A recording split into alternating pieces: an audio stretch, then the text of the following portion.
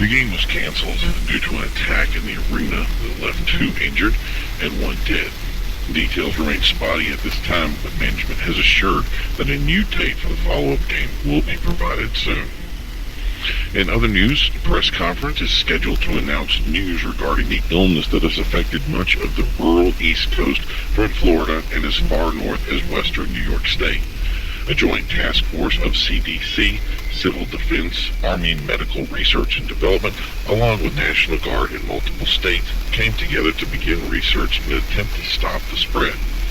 During this period, areas that were affected the worst were asked to shelter in place. As research began, essential employees can still work on a case-by-case basis. Shelters were set up for the homeless.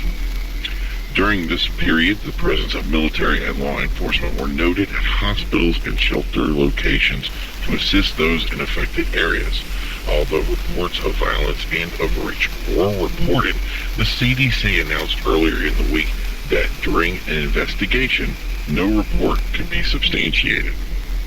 The announcement is expected to first relay that the coalition has advanced ahead of the illness and been successful stopping the spread. It's also planned to lift much of the shelter-in-place orders, allowing workers to return to work. There are no estimates of the loss of life in these zones. Those with loved ones in the affected areas have expressed a need for this announcement as they have lost communication in those areas, and many of these have requested access to sheltered zones to check on those loved ones.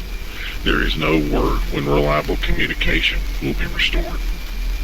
Prior to the conference, CDC clarified that you should avoid contact with anyone you believe are infected, but should not be concerned about aerial transmission. The CDC also clarified that more guidance will be forthcoming, as this is only the first guidance that has been released.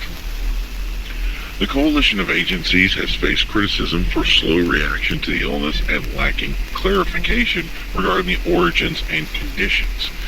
At the onset of the announcement, it was directed that they are aware of these concerns and assured that they would be addressed immediately. Concerns regarding local militia involvement was clarified by representatives that stated that no members outside of the official response or beyond trained individuals of the public would be allowed to engage in the research.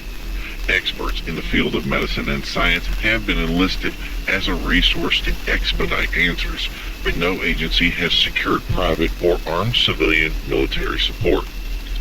We will be sharing the conference the moment it is available. In other news,